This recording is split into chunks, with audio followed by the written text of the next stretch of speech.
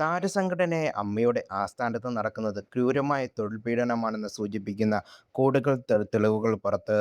Office മാനേജറായിരുന്ന അതുല്യയുടെ പരാതിക്ക് പിന്നാലെ security ജീവനക്കാരനായ മുഹമ്മദും പ്രസിഡന്റിന് എക്സിക്യൂട്ടീവ് കമ്മിറ്റിക്കും നൽകിയ പരാതിയുടെ പകർപ്പ് ഇപ്പോൾ ലഭിച്ചിരിക്കുകയാണ്. ട്രഷറർ ഉണ്ണി ശിശുപാൽ, ജനറൽ സെക്രട്ടറി കുക്കു പരമേശ്വരൻ എന്നിവർ സ്റ്റാഫുകളെ അടിമകളെപ്പോലെയാണ് കാണുന്നതെന്ന് മുഹമ്മദ് കത്തിൽ ആരോപിക്കുന്നു. തന്നെയും മാനേജർ അതുല്യയും ചേർത്ത് മോശമായ രീതിയിൽ സംഭാഷണം ട്രഷററുടെ ഭാഗത്തു നിന്ന് ഉണ്ടായിയെന്നും മുഹമ്മദ് ആരോപിക്കുന്നു. മാനേജറെ അപകീർത്തിപ്പെടുത്താൻ തന്റെ പേര് ഉപയോഗിക്കരുതെന്നും അദ്ദേഹം കത്തിൽ വ്യക്തമാക്കിയിരുന്നു. പ്രസിഡന്റ് നൽകിയ പരാതി പിൻവലിക്കാൻ കുക്കു പരമേശ്വരൻ നിർബന്ധിച്ചതായും ഇതിനായി മാനേജർക്കെതിരെ സംസാരിക്കാൻ ആവശ്യപ്പെട്ട് തനിക്ക് സ്ഥിരം ജോലി വാഗ്ദാനം ചെയ്തതായും മുഹമ്മദ് വെളിപ്പെടുത്തി.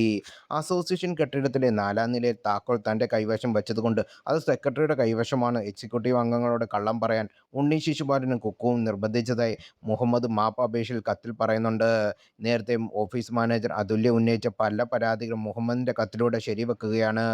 ഉണ്ണി ശിശുപാലിന്റെ മോശം പെരുമാറ്റം കാരണം മാനേജർ പലപ്പോഴും ഓഫീസിലിരുന്ന് കരയാറുണ്ടായിരുന്നുവെന്നും മാനസിക രോഗിയാണെന്ന് വരുത്തിത്തീർക്കാൻ ട്രഷറർ ശ്രമിച്ചതായി മുഹമ്മദ് ആരോപിക്കുന്നു. തനിക്ക് മലയാളം എഴുതാൻ അറിയില്ലെന്ന ധാരണയിൽ തന്നെക്കൊണ്ട് പല നിയമവിരുദ്ധ കാര്യങ്ങളും ചെയ്യിപ്പിക്കാൻ ശ്രമിച്ചുവെന്ന് കത്തിൽ കുറിച്ചു.